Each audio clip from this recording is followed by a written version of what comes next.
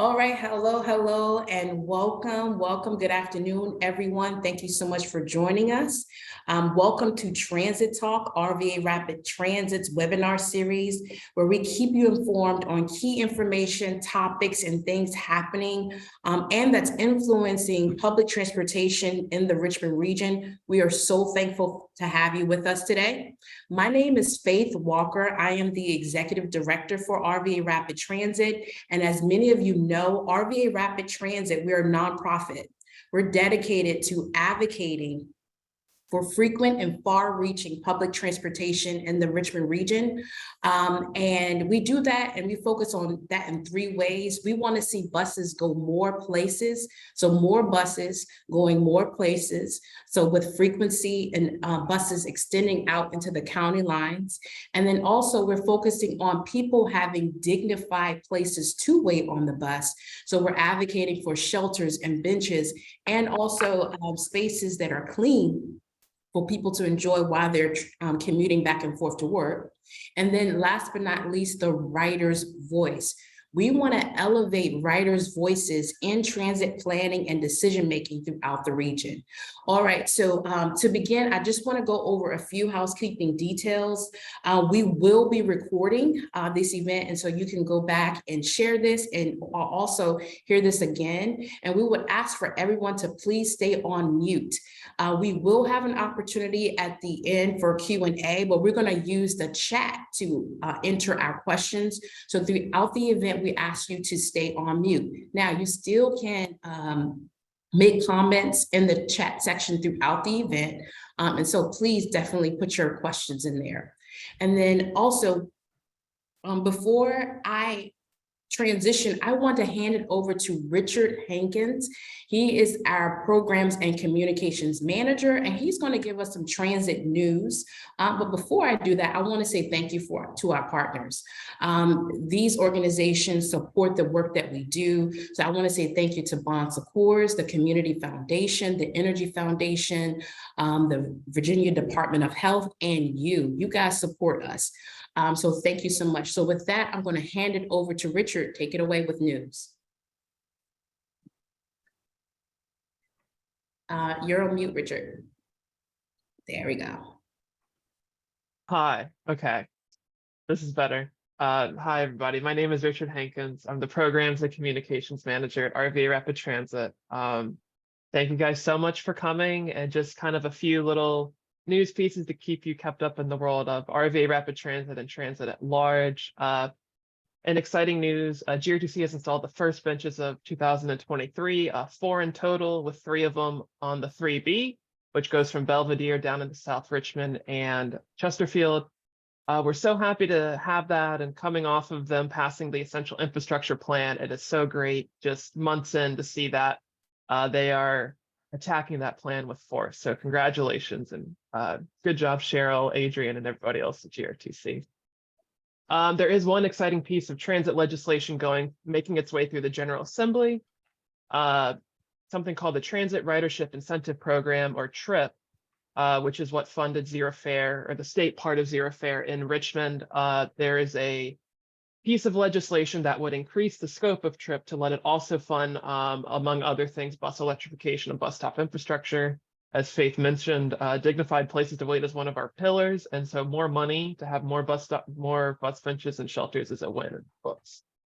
We also have some wonderful new board members, including at least 2 of them are in this call right now. Hi, Barry, and hi, Thomas.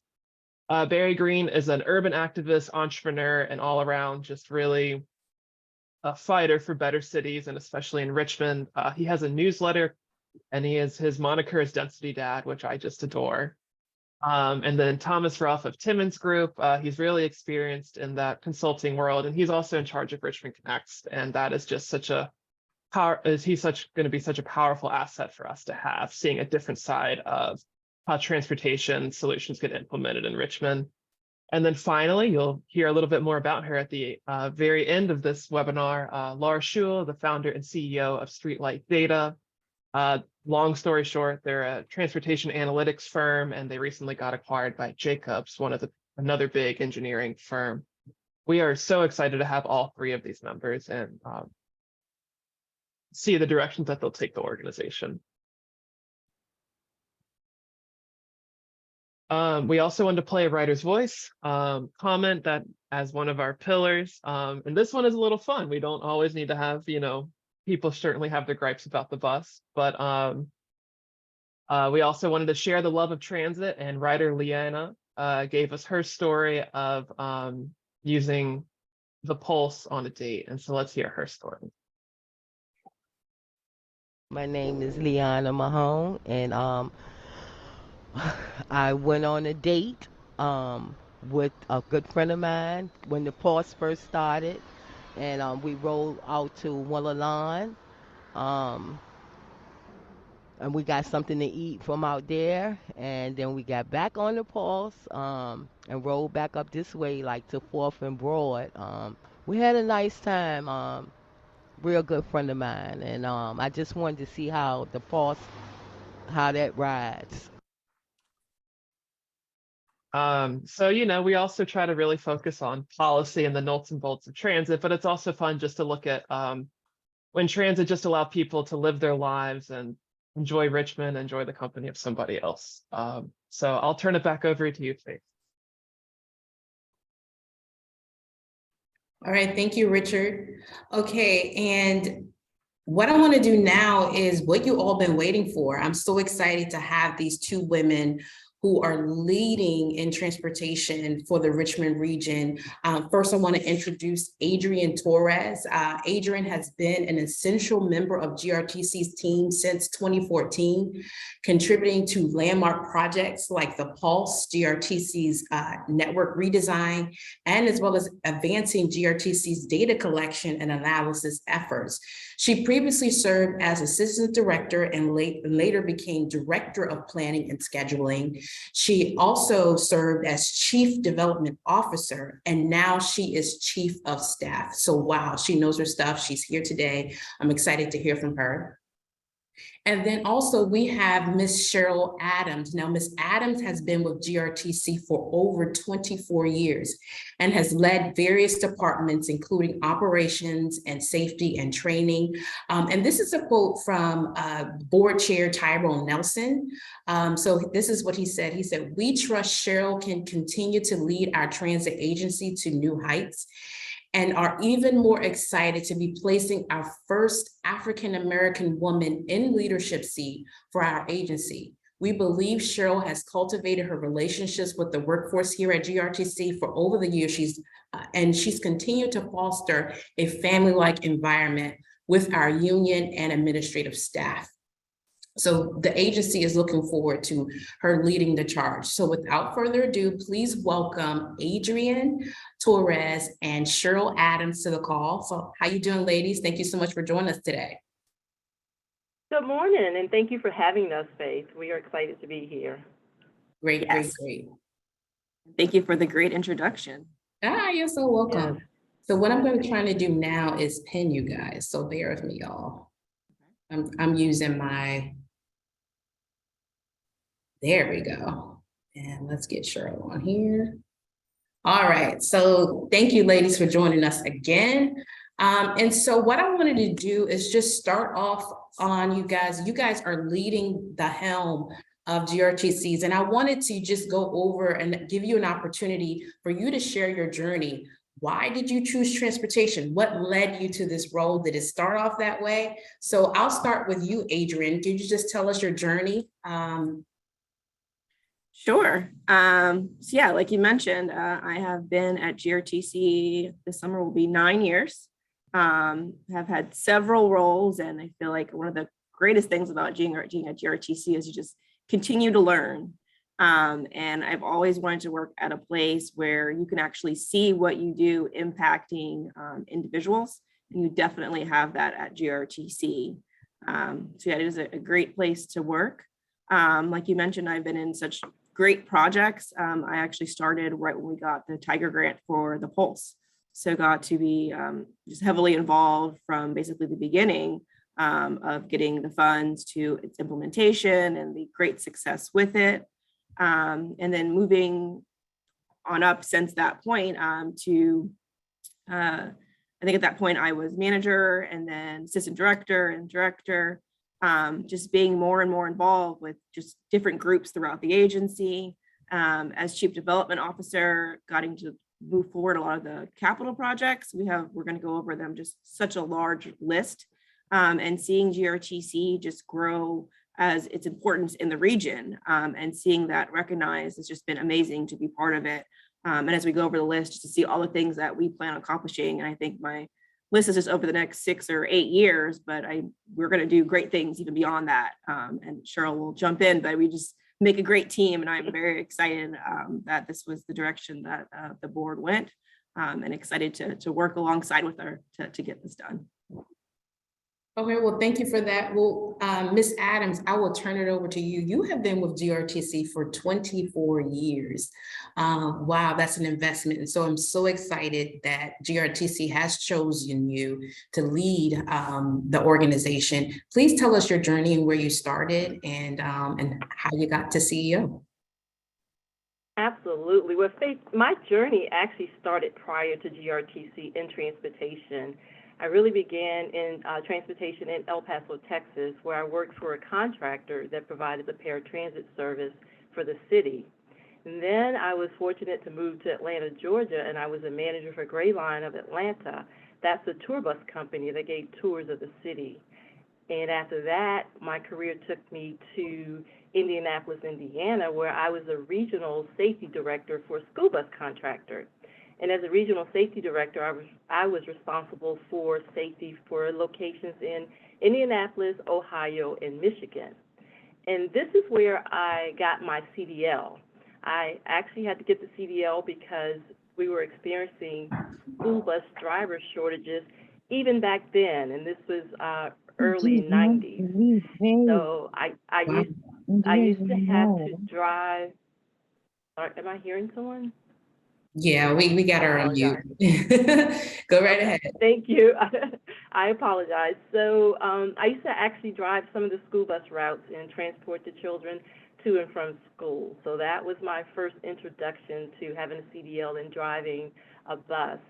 So then we moved back here to the Richmond area. I'm originally from Petersburg, but we moved back to the Richmond area, and I saw the position with GRTC as risk manager.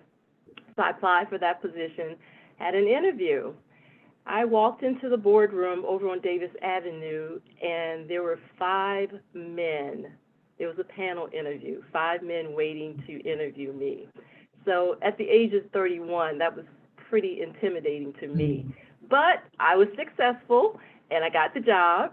So one of my first assignments as risk manager was to go out and develop safety books for each of the routes. So that involved me going and touching each route and almost every bus stop and documenting what the safety issues were and coming back and putting the manuals together and handing them out to the operators. We didn't have all the digital stuff when I first started working here, so it was actually a labor-intensive process, but it was a good process. I got to learn all the routes and meet all the operators in the process.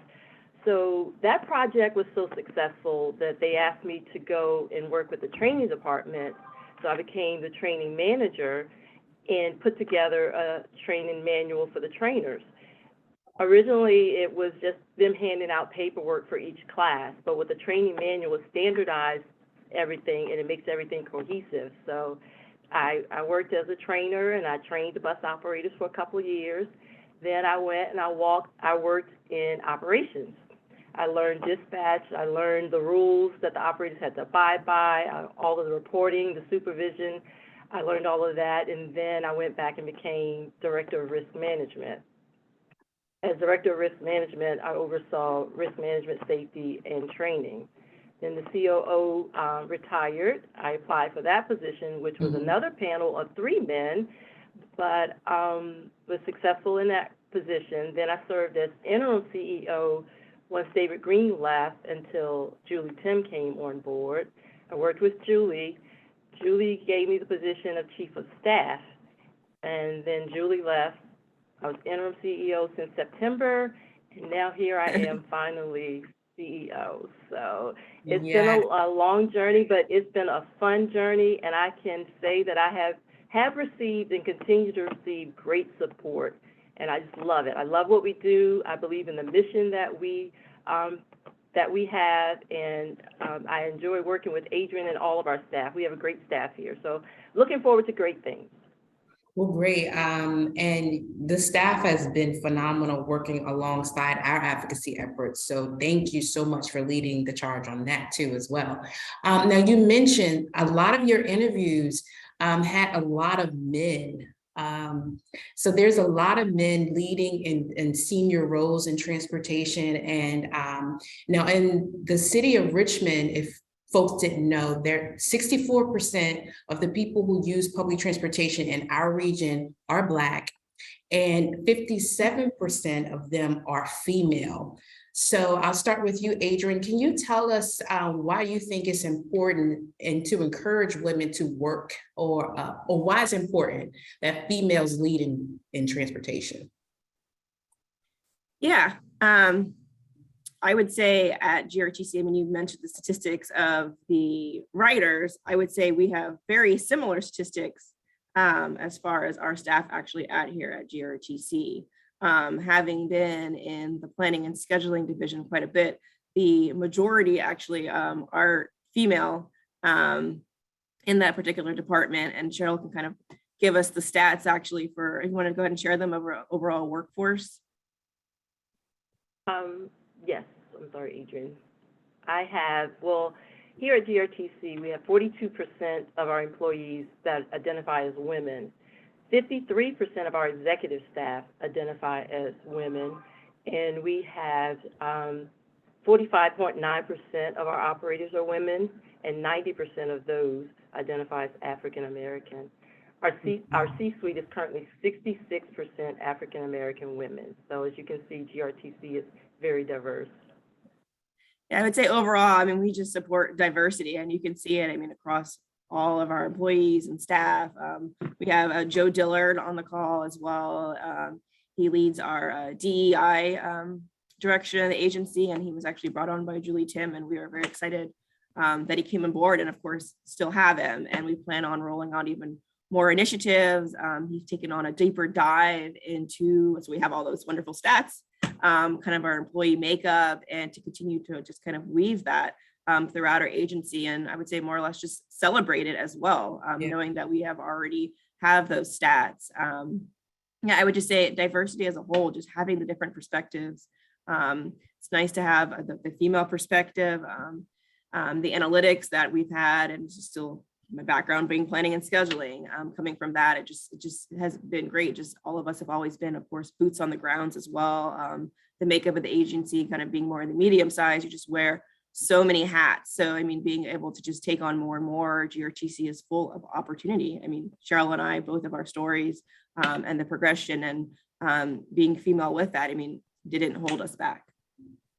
Well, one thing I can say about females, we know how to multitask. And so operating a bus, you have to multitask. You have to make sure you are keeping the people around you safe on the road, pedestrians, and then also the folks on the bus. Ms. Adams, can you share with us, why would you encourage women to work for GRTC? What would be your reason encouraging them to apply? Oh, I'm happy to, Faith. I want to go back, though, to our previous question just for a moment. And one of the reasons why I feel it's important to have females lead in the transit industry is because you often hear, if you see it, you can believe it. So I feel like when other women see people like Adrienne and myself as role models or mentors, then they understand that it's possible for them as well. And it's also important to reflect the communities that we serve. As you can see, based on the stats that you gave, we have a lot of female females riding the bus. So we reflect that community. So I think that's also an important piece to bring out. Why is it important? Why do women make great bus operators? So as you say, we can multitask. We also, on average, nothing against the men out there, tend to be more caring, and that's definitely a trait that is needed to be a good bus operator. But we know men also can possess that trait. But we're looking for people who have good communication skills. They are patient. They have good customer service skills. They can work independent. They are outgoing and just overall good customer service skills. Great. Did you want to add anything to that, Adrienne? I feel like an even more important, I guess, to add to that perspective is just the idea of safety with that, especially nowadays with the bus and just the environment. I feel like women even have a more of an alarm or keen sense of what's happening. Yeah. So just staying attuned to that, and even maybe some of it might be overthinking or whatnot, but I feel like that is important for a lot of, we're trying to strategize certain ways to address the safety issues out there. So kind of tapping into that mindset, I think is useful. So now, again, I want to mention Delegate Dolores McQuinn. She is also leading the charge in transportation for our state. She has definitely been an advocate for pushing legislation that supports public transportation with the Virginia Transit and Modernization Study that took place last year. But also this year, she is promoting legislation to make it a felony for anyone who assaults a bus operator. Can you guys talk about that a little bit and y'all relationships with Delegate McQuinn and how you guys are partnering with her on that? Delegate McQuinn is a great partner, and actually it's a Class 6 misdemeanor. It's no longer, it would no longer be a felony, it would be a misdemeanor. Okay. And Joe, who's on the call, has been working really closely with the delegate as well as some of the others down there to try and get it passed so that anyone that physically assaults one of our bus operators, which we all know on this call that our bus operators are essential workers, and if anyone assaults them, it would be an automatic minimum 2-day confinement up to 15 days. So that is a step in the right direction, and our operators deserve that support and need that support. And Adrienne, did you want to add anything to that? And also too, I just want to talk about, what's some of the reasons why people should be an operator and the benefits that this organization provides. I know you both have mentioned the ability to move within the company. You both show that. Can you just explain again, you all are committed to people's safety and the operator safety, but please share with us benefits of being operators and working at GRTC. Well, I would have to say it's a great company to work for. I've been here 24 years, and if it wasn't, I don't think I would still be here. We are truly a family here. We get to know one another. People socialize outside of work, so it's just not a work family. One of the benefits of being a bus operator is you get to meet new people. You get to explore the city. You also have the opportunity to change your shift at least 3 times a year. So if you get on a route or a run that doesn't work with your schedule, you know you have something to look forward to, that you will be able to change that. So those are some of the benefits. But some of the things that we are doing or that we do to protect our operators in the field is, of course, we offer ongoing safety training for all of our staff. We also hold quarterly safety meetings with all of our staff, and they are lively. We get a lot of good feedback. There's a lot of good conversations. One thing I can say about the employees here, they don't mind speaking up and they don't hold back. So those meetings are really very good meetings. We also have a safety committee, and that's made up of operators, maintenance personnel, and management, and they meet on a monthly basis to address any safety issues. And other operators we have safety suggestion boxes that they can put things in. We have a safety hotline. As you all know, we've installed driver shields on all the buses to protect the drivers. And currently we have at least 7 cameras on every one of our buses. And in the fall of this year, we'll be going with real-time cameras where we'll be able to see things in real time. So that's also another safety initiative. Later on in the year, we're also looking at surveillance cameras on the buses. And that's something that's similar to when you walk into a Walmart or a grocery store, you see the cameras and it say you're being recorded. That same thing will be on our buses. We'll have a monitor there where the passengers will be able to see themselves to remind them that they are being recorded, and hopefully that will help alleviate some of the issues and challenges that our operators face. And you are already mentioned about this SALT bill, so I was going to mention that, but we're excited about that. So those are some of the things that we are doing here that's in the works to help support our operators. I would say just one more thing to add that is our partnerships. We're in constant conversations with the police in all the jurisdictions, and even any additional security or law enforcement, I guess jurisdictions beyond just the counties and cities as well. Our safety department has already projects that are coming in the future, already starting the conversations of what do we need to do to make sure there's safety. For example, our future downtown transfer station.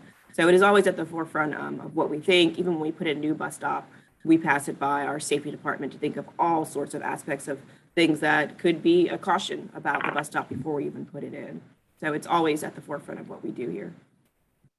Adrienne is absolutely correct. We have a wonderful partnership with RPD. They actually attend a lot of our safety meetings to work with our operators to give them techniques for de-escalation or to share with them some of the things that they experience with the public and help them walk through that. We also have a relationship with VCU Police where they will ride our buses or go to some of our pulse stations just to have a presence there. So those are some of the things, as she mentioned, that our safety department is working with our partners. So we're proud of that.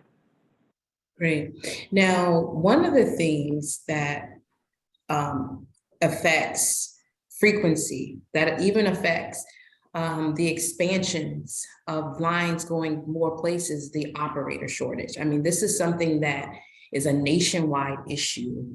How can we support GRTC as the public, as advocates, in fostering an atmosphere where we are driving more operators? I mean, what can we do and how can we support women in transit for this?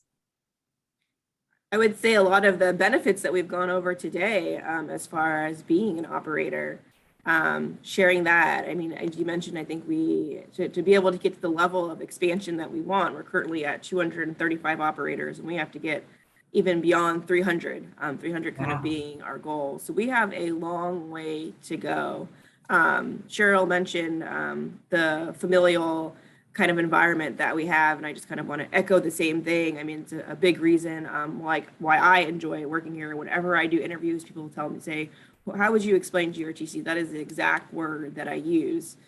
We really are a family environment, and as we've gone trying to get on beyond the pandemic, a lot of things that we used to do that made GRTC be that environment, we are really getting back to. And Sheryl, having been here and been in all aspects and departments here and having really worked well with the operators, is starting to put in some even additional initiatives than we had before. We have, to be renamed, the Fund Committee has been established as well. So always thinking of things.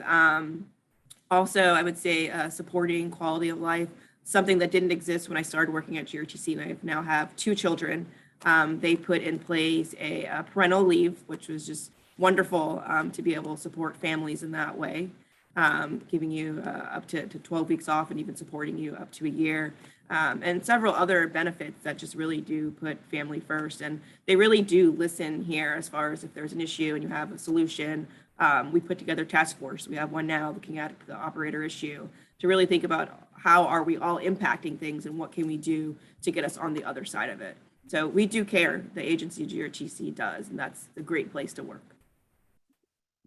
Absolutely, and communication is key, and we listen. We had staff meetings Tuesday and Wednesday, and it was well attended, and we got good feedback, but we like to communicate with our staff what we are doing. The GRTC is, they offer great benefits. We have great retirement plans, we have great health benefits, we provide a good living wage, so if you all could spread the word regarding that, that would help. But one of the other initiatives that I would like to look into, and I heard some of this during one of our staff meetings, is better lighting around transit stops. So that may be an initiative you all may be able to take on and work with city officials or our partners to see how we can make that happen, because that is a safety and security issue that we need to solve. And just spread the word to be kind to your operators, be respectful of your operators. Yes, I think there's definitely a culture shift that has to happen. The respect for operators has to increase. I mean, we had an issue during COVID with people just being mean, especially to essential workers. And so I think as a region, we definitely have to push. These are the people who move us. These are the people who get us from point A to point B. We have to be kind. We definitely have to be kind. And then also too, I know lighting is definitely a concern for bus riders. And so all the advocates out there, please continue to push your jurisdiction to be investing, applying for grants for more funding around bus stop infrastructure. That's key. And so also I wanted to just open up the conversation in our chat. So if you have a question that you would like to ask Adrienne or Sheryl, please drop them in the chat. But I have one. I wanted to know, through your career, I mean, what is one of the things that you found interesting that you learned that you didn't think of? Is there something that pretty sticks out? Like, yeah, do you have something like that? I don't know about specific to career, but I'll make it, I guess, unique to just being here. I would say as a end user, and so I used to work at the city. I was at the city for about 3 years, and I would utilize particularly the 6 that would go down Broad Street pre-Pulse. And it is a little intimidating getting on a bus, but you're just thinking about it from the end user perspective, making sure you have your fare, your ticket, and all of that. Once you come on the other side, it's definitely enlightening how complicated it is to run or maintain or operate or a bus route, as well as a whole system. And that is something that I definitely learned as I progressed throughout GRTC. And I know you guys have already kind of taken that on faith as far as educating people. But I mean, even something as simple as putting a light at a bus stop, you alluded to it, but it is a lot more complicated than, oh, it needs light, let's put a light. It's a lot of steps to get there. All the funding, getting the staffing, it's just a lot more complicated. But it's also fun to think of creative ways to make sure we're innovative, looking up resourceful ways, leveraging things with the funding and being able to move things forward. I know that was a lot, but just the complexity of transit was something that I've learned throughout my career. Yeah, I would say I've learned so much with working alongside you guys, even in visiting GRTC. I would recommend, I know GRTC has hosted RV Rapid Transit on a tour. So if you are part of an organization or you're leading a group of young people, or you just want to see yourself, I would recommend reaching out to GRTC and providing a tour. When you see the back office, when you see the mechanic shop, when you see the command center, you really get an idea of how much is involved beyond what you're seeing at bus stops. So it's a huge operation. Thank you so much, ladies, for leading that charge. But I recommend everybody on this call at least do a tour. And RVA Rapid Transit is definitely committed this year to showing and educating people on the back office work or the background work on what it takes to operate a transit system. And so did you want to add anything, Ms. Adams? Did you have something that sticks out to you? I do. What sticks out to me is my respect for what a bus operator has to do, even regarding the driving piece of it. As I stated, I got my CDL driving a school bus. Driving a school bus is different from driving a transit vehicle on the city streets in Richmond. There are some really tight streets throughout the city of Richmond. And I like to tell this story of one day I was out there getting familiar with driving again, because it had been a while since I had driven.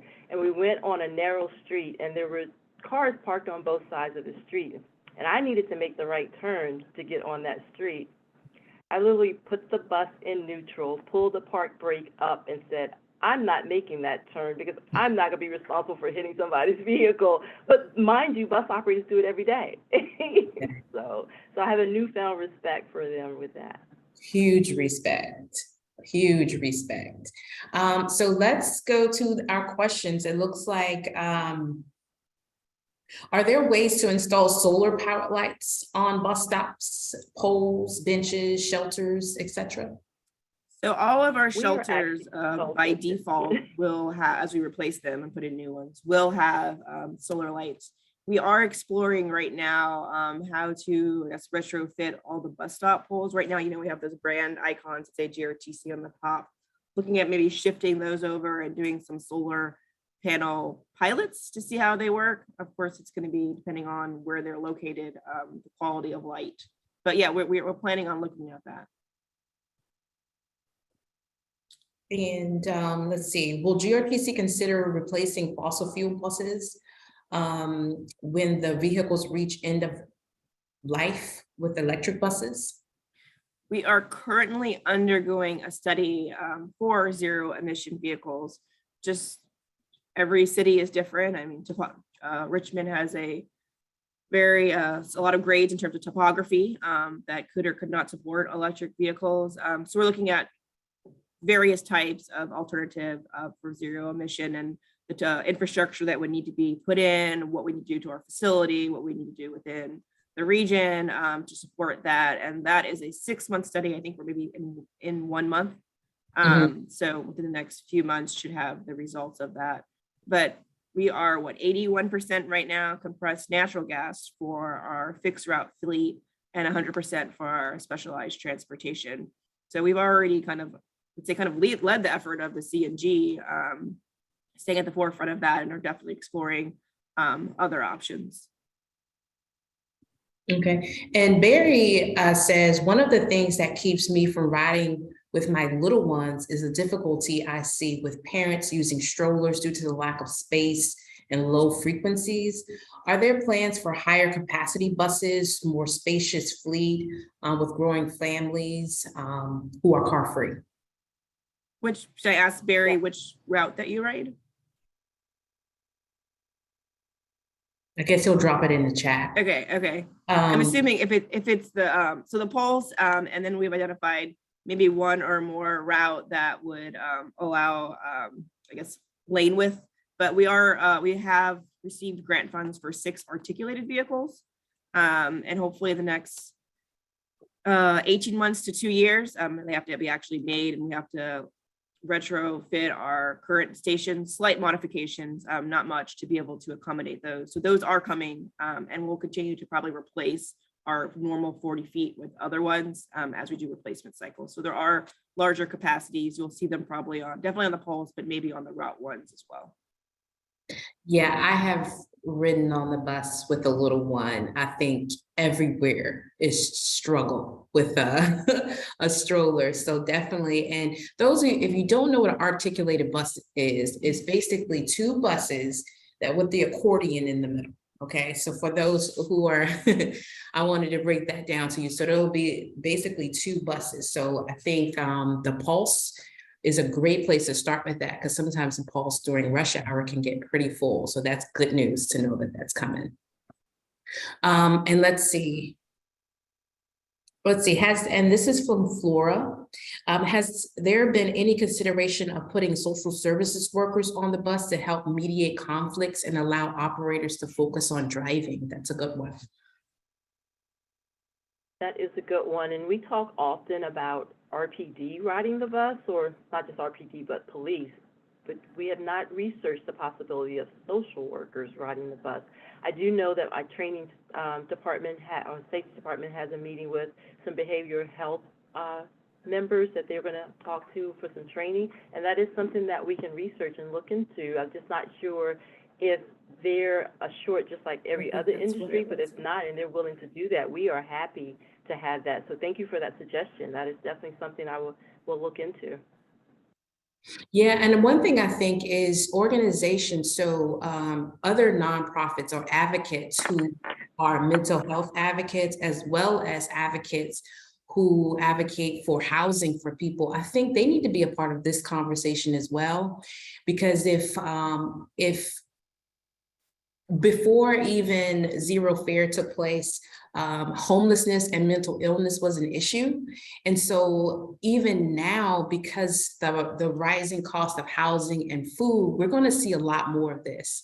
And I think definitely if we can partner as advocates on this call with those organizations who are already in those communities and already addressing those needs, and then get them and have conversations of them focusing that around bus stops. I think that could be a huge help in mitigating some of that, because there is going to be a need. Yes, All right, that so would be a great maybe- partnership. Yeah. So I love all the way finding and information available on the bus stops now. However, there is a disconnect between the trip planner feature with GRTC app. Will GRTC consider adding the stop number in the trip planner app? Yeah, we could definitely look into that, but I will also say that we are considering at this point procuring a new app that will hopefully be a little bit more user-friendly than the GRTC created one. We are looking at utilizing a third party. So that would be a feature that would already be part of that. Great. I'm most excited. I love this comment. Somebody says, I love that Sheryl was pulling fast and furious moves with her bus driving. That's what I felt like. So it looks like Barry was riding the 2B. So I'll see, this is a comment from Nelson. Thank you deeply for your incredible leadership in these new roles. Could you share some about any new GRTC lines on the horizon? Any new routes, anything that we can look forward to? Sure. I'll let Adrienne- Yeah. We have a lot planned. We have a lot of priorities. I can share, I guess, one of them, the micro transit pilot program is an expansion initiative that we plan on kicking off this fall. We have identified 5 zones working with all 9 jurisdictions within the region. And what microtransit is, imagine like an Uber or a Lyft sort of model, but a public transportation version. So it would be shared use, but it would be more of like a van. The zones are kind of set in terms of boundary. So if you live within a zone and you use the app or call, get it scheduled, it's on demand. So they would pick you up and you could go anywhere within that zone. Or if there is a bus stop for a fixed route, it gives you greater connection kind of as that first mile, last mile within the system. The areas we've identified for that are with the pilot are Ashland, who has had kind of a need for a while for some sort of local transportation. The Route 93 area in Azalea and Henrico, as well as kind of a crossover into the hospital in Hanover, has been identified as kind of a first mile, last mile route replacement zone. So it would replace the Route 93. Out in West Chesterfield West area, Whole Street would be another zone. And then the two additional are Sandston connected to Route 7, going all the way over into New Kent. And the 5th one being a Powhatan zone, so a more rural zone, piloting the success of that one as well. That's kind of a different mode that we'll be trying out soon, and those will be phased in with the hope to have them all in hopefully by a year from, well, next spring. As far as expansion, the Route 60, so the 1A extending all the way further into Chesterfield to Walmart Way past the mall, they actually received demo grant funding for that. So the goal with that one also is to start this fall or by the winter. And another one that we're looking at is Brook and Parham, extending the Route 1 also to go a little bit further into Henrico County. There are some other local route frequencies and alignments that we have, but those are kind of the top priority ones right now, especially looking at the operator shortage. But some big studies that are underway are our north-south pulse extension that is looking at where do we go north, what is the termini, and then if and how we cross the river. And what is the corridor that is determined? Is it Route 1? Is it Whole Street? Or is Midlothian Turnpike? If we do cross the river, where would that be and where would it end? And then we also have a Western Extension study. Both of these are kind of in their phase one, for going at maybe 1 or 2 additional stations further west on Broad for the current pulse, which would hopefully incorporate some sort of park and ride. So those are the big studies that are also on the horizon. Wow. Thank you, Segura, for dropping the mayor who installed a seat at every bus stop. As you can imagine, it takes jurisdictions and leaders in communities to definitely push for more infrastructure. So thanks for sharing that. So follow-up question, making jobs, operators' jobs easier, is there any work underway on providing better break areas, restrooms, and facilities for operators? Now, I can say this, I think one of the things that we can do as a community is encourage businesses and owners to allow operators to use their bathrooms. I think if we were to say, hey, would you be operator friendly and allow bus operators to use restrooms? I've heard that some businesses won't even allow that. And so I think that's a start, but I'll let you ladies take over with that. Yes, thank you for that. That will be a wonderful thing if you all could partner with businesses. We have someone, a couple people, Ashley Mason, who is on the call, as well as one of our supervisors, who will go around to the different businesses to ask them to allow our bus operators to use their restroom facilities. And we have some that do, but using a porta potty is just not an ideal situation. So we're continuing to look for different ways. And at the new temporary transfer center, we will have a better restroom facility for them to utilize, but we need more. And we're looking at 23rd and Franklin as another East End possibility of upgrading the to a transfer center and having better restroom facilities. So those are two, as well as here on the south side. We do have some things in the works that hopefully will allow restroom breaks as well as rest areas for the operators. If we were to get a permanent transfer center, that would be a location for that. That would be ideal, because that way we could have break rooms for our operators. All of our buses would go into that facility, and the operators would be allowed to take their breaks and actually sit down, get away from the bus, and relax their minds and take a break. And that is what we really need. Great. So it looks like everybody wants Transit Act to correlate with whatever GRTC's acts coming forward. A lot of people, I'll just put that plug in. Got it. Let's see. All right, has there been any consideration of improving GRTC service to Staples Mill and Libby Mill, Midtown? We are about to kick off, going actually to our board for approval, transit strategic plan. That's starting the process for it. And that'll occur over the next year, basically studying our system as today, how it's actually utilized. We'll be doing an origin and destination survey as well with that this spring to see where riders are going, where they need to go. And we'll look at potential alignment changes, looking at land use changes, growth, development, all of that. I know Staples Mill Station has some potential growth that has already changed. So that will be incorporated as well in the analysis. So with that, we'll come up with our new, used to be our transit development plan, which is a 10-year horizon. We'll end up with the transit strategic plan, which is the same thing, and looking at changes that we would then tweak or adjust over the next few years. So that will be incorporated in that study.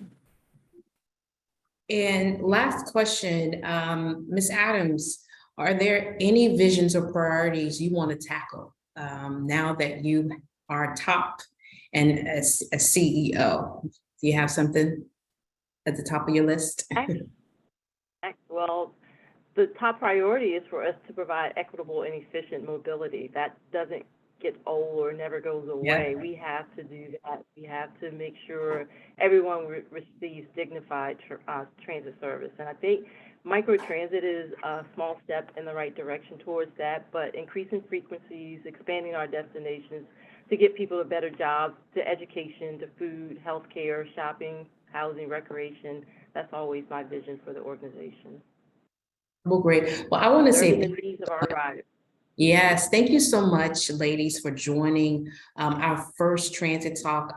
This by far has set records for RVA Rapid Transit, but we're so excited to be partnering with you and supporting you in leading public transportation in this region. And so everyone on this call, you've heard from the top two, they need support.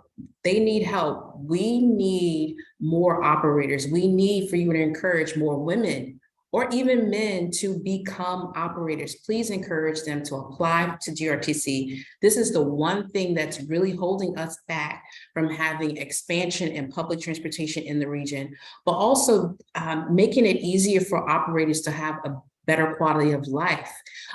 Let's support initiatives on being kind to operators, and also let's support initiatives on hosting operators in public restrooms and bathrooms, and creating incentive programs with different businesses to say, hey, you're an operator, this is the type of treatment you get. So these are the things that we can foster as a community to push and create an atmosphere where Richmond, Virginia is flooding with new operators. And also too, what I wanted to do is just let you know about our next and upcoming transit talks. So bear with me one moment, guys. So next month, we would like you to join us for the next transit talk. This will be transportation data that will shock you.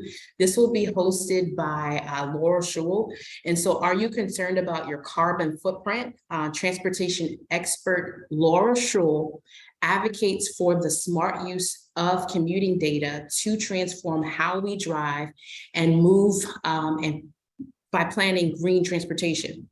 Now also, Laura is recognized, or she recognized the enormous absence of real world data on how people commute, shop, and travel. She countered it by founding a business to solve that problem and usher in the opportunity for transformation in transportation. So she is leading and she's the CEO of Streetlight Data. So she's going to be with us next month, March 9th. And so you don't want to miss that. What I'm going to do now is drop the Eventbrite in the chat so you can go ahead and register. All right, and please share this with your network and join us. All righty. And then also what I want to do now is I want to inform you on what you can do next. All right. Take action, ride the bus. Do you know that when you're riding public transportation in our region, it promotes ridership and it bumps us and it allows us to have more state funding to this region? So ride the bus, y'all. And even if you are a commuter and maybe the bus is not in your particular where you live, you can just choose to ride the bus once when you're once a week, or maybe you can use the bus to go for lunch during your lunch break. So ride the bus. Also, we have an opportunity for you to adopt a stop.